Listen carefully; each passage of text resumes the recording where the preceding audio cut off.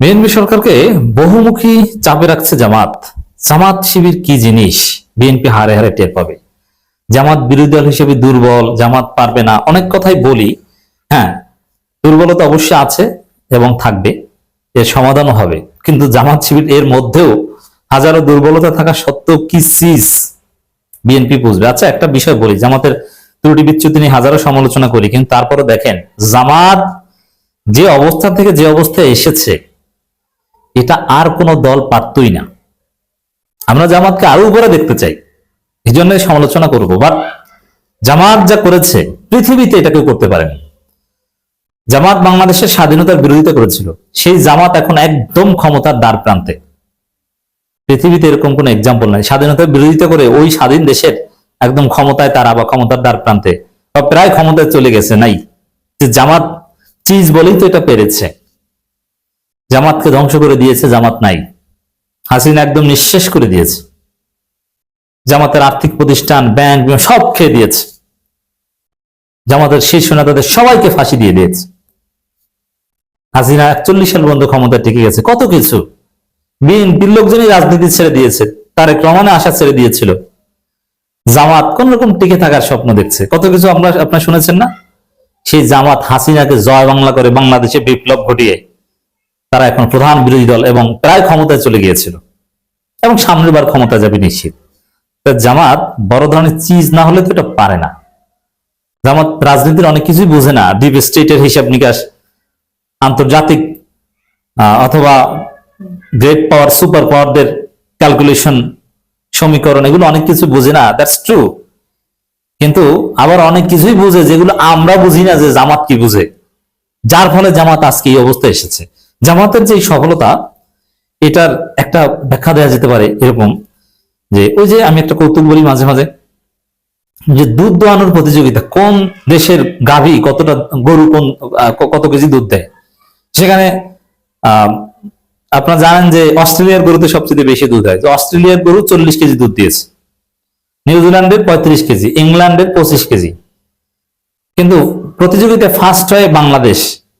Bangladesh 2 KG, 2 কেজিতে first. এখন সবাই ধরলো যে 2 কেজি দুধের মাধ্যমে বাংলাদেশ ফার্স্ট হয় কিভাবে, আর অস্ট্রেলিয়া 40 কেজি দিয়ে ফার্স্ট হতে পারে না। পরে বিচারক বলে যে, আরে বাংলাদেশ তো সার থেকে, বলদ গরু থেকে 2 কেজি দুধ বের করেছে, আর এরা অস্ট্রেলিয়ার গরু পেলে এরা যে কি করত। জামাতের অবস্থান একটা এরকম। জামাত স্বাধীনতার বিরোধিতা করেছিল, নিষিদ্ধ ছিল। জামাত ভয়াবহ নির্যাতনের শিকার হয়েছে। এমন কোন নির্যাতন, এমন কোন ষড়যন্ত্র নেই। ষড়যন্ত্রের ডিকশনারিতে, নির্যাতনের ডিকশনারিতে এমন কিছু নেই যেটা জামাত ইসলামের উপর না চালানো হয়েছে। জামাত ইসলামের উপর গণহত্যা পর্যন্ত চালানো হয়েছে। গণহত্যার চাইতে বড় ক্রাইম আর নাই, সব চালানো হয়েছে। আল্লামা সাইদির মামলার রায়ের দিন গণহত্যা চালানো হয়েছে। তারপরও জামাত যা করেছে, যে পর্যায়ে এসেছে, এটা ওই ষাঁড় গরু থেকে দুধ দোয়াইয়ে ফার্স্ট হওয়ার মতো। আর জামাত যদি স্বাধীনতার পক্ষের শক্তি হতো, জমিয়তে উলামা ইসলামের মতে মুক্তিযুদ্ধপন্থী দল হতো, অথবা আওয়ামী লীগের মতো মুক্তিযোদ্ধার দল হতো, তাহলে এতদিনে যে কি করতো, বাংলাদেশকে সিঙ্গাপুর, দক্ষিণ কোরিয়া বানিয়ে ফেলতো অনেক আগে। অতএব জামাত অনেক কিছুই পারে, যেটা হয়তো আমরা সাদা চোখে দেখি না। তো দর্শক, বিরোধী দল হিসেবে জামাত কি করবে, বিএনপিকে চাপে রাখতে কি পারবে না, আমরা সবকিছু সাদা চোখে দেখবো না। হ্যাঁ, আমরা আরো ভালো চাই, কিন্তু এমন চাপে রাখবে মিঠা মিঠা কথার আড়ালে, অথবা বিএনপির সাথে সুসম্পর্কের আড়ালে, রাজনৈতিক কালচার পরিবর্তন করে ফেলবে, তারপরও এমন চাপে রাখবে হাসি মুখে। অনেকে আছে না যে হাসি মুখে, হাসি দিয়ে আপনার অবস্থা বেতাল করে ফেলে, ওরকম জামাত হাসি মুখে এমন চাপে রাখবে, বিএনপি টের পাবে যে জামাত শিবির কি জানি। আওয়ামী লীগের মতো মারামারি পিটি করবে না, কিন্তু জায়গা মতো খেলে দিবে, অনেক কিছুই করবে। সবকিছু আমরা একসাথে এক ভিডিওতে বলবো না, তবে বিএনপি বুঝবে যে জামাত বিরোধী দল। এই যে দেখেন না, বিএনপির কিছু এমপি স্বীকার করছে। তারেক রহমান যে বলেছিলেন যে এবারের নির্বাচন ইতিহাসের কঠিনতম নির্বাচন হবে, তো জামাতের বিরুদ্ধে জিততে বিএনপির খবর হয়ে গেছে, প্রচারণা চালাতে খবর হয়ে গেছে। আওয়ামী লীগের বিরুদ্ধে তো বলা যায় যে আওয়ামী লীগ চোর, বাটপার, সোট্টা, গুন্ডা, বদমাইশ, চাঁদাবাজ, সন্ত্রাস, কিন্তু জামাতের বিরুদ্ধে কোনো সত্য অভিযোগ নাই। এবং 71 ব্যবসার একটা অভিযোগ আছে, ওটা পর বাংলাদেশে চলে না, ওটার মেয়াদ শেষ। এই জন্য অনেকে বলেছে যে জামাতের বিরুদ্ধে জিততে আমাদের খবর হয়ে গেছে, হার ভেঙে গেছে জিততে। অথচ আমরা তো দেখি যে জামাত নিরীহ, জামাত ভোট চুরি বোঝে না, কিন্তু তারপরও জামাতের বিরুদ্ধে জিততে মজা বুঝছে। আওয়ামী লীগের বিরুদ্ধে প্রচারণা চালানোটা যতটা সহজ ছিল, জামাতের বিরুদ্ধে প্রচারণা চালানো তার চাইতে কঠিন। কারণ বিএনপি জামাতের মধ্যে সখ্যতা ছিল, জামাত ভদ্র সৎ, এদের বিরুদ্ধে কি বলবে, বিশ্বাসযোগ্য কি অভিযোগ দিবে, তেমন কিছুই না। তো দর্শক, প্রথম আলোর একটা রিপোর্ট, নির্বাচন বিতর্ক জিয়ে রেখে বিএনপির উপর চাপ তৈরির চেষ্টা জামাত। এটা জামাতের একটা স্মার্ট। দেখেন, নির্বাচন বিতর্ক, নির্বাচন সুষ্ঠু হয়নি, মেটিকুলাস ডিজাইন নির্বাচন হয়েছে, ইলেকশন ইঞ্জিনিয়ারিং হয়েছে, নানান কথা, ইটস ট্রু। জামাত চাইলে কিন্তু 12 ফেব্রুয়ারি রাতেই সবকিছু উল্টাপাল্টা একদম তোলপাড় করে ফেলতো, কিন্তু বাস্তবে এটা জামাত একটা ওয়াইজ ডিসিশন ছিল। কারণ নির্বাচনে যতটা অনিয়ম হয়েছিল, সেই অনিয়মের বিরুদ্ধে প্রতিবাদ করে একদম নির্বাচন বানচাল করে দিলে, ফলাফল বানচাল করে দিলে দেশ হয়তো আরো খারাপের দিকে যেত। আর বাস্তব কথা হচ্ছে যে নির্বাচনে কারচুপি অনিয়ম হলেও ক্ষমতায় বিএনপি এসেছিল, এটা ঠিক, হয়তোবা অল্প ব্যবধানে জিতছিল।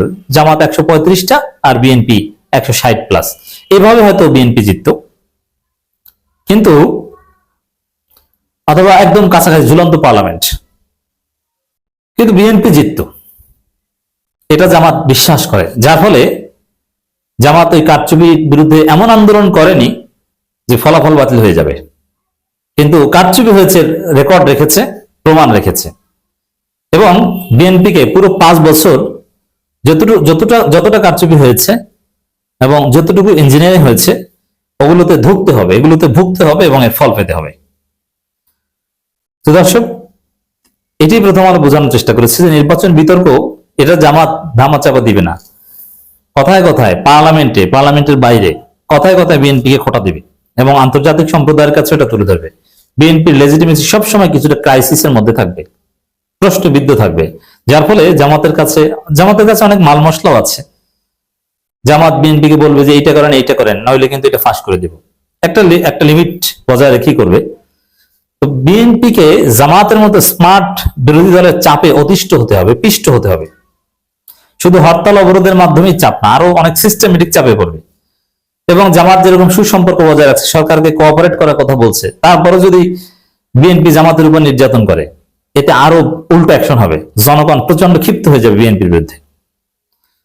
নির্বাচন পরবর্তী রাজনৈতিক পরিস্থিতি বিএনপি সরকারকে চাপে রাখতে বিভিন্ন কৌশল নিয়েছে সংসদের বিরোধী দল জামাত ইসলামী। দলটির নেতৃত্বাধীন 11 দলীয় নির্বাচনী ঐক্য 35 আসনে ভোট পুনর্গণনার দাবি তুলে নির্বাচন কমিশনে আবেদন করেছে। এর মধ্যে অন্তত 13টি আসনে ফলাফল চ্যালেঞ্জ করে আদালতে গিয়েছে ঐক্যভুক্ত দলগুলোর প্রার্থীরা।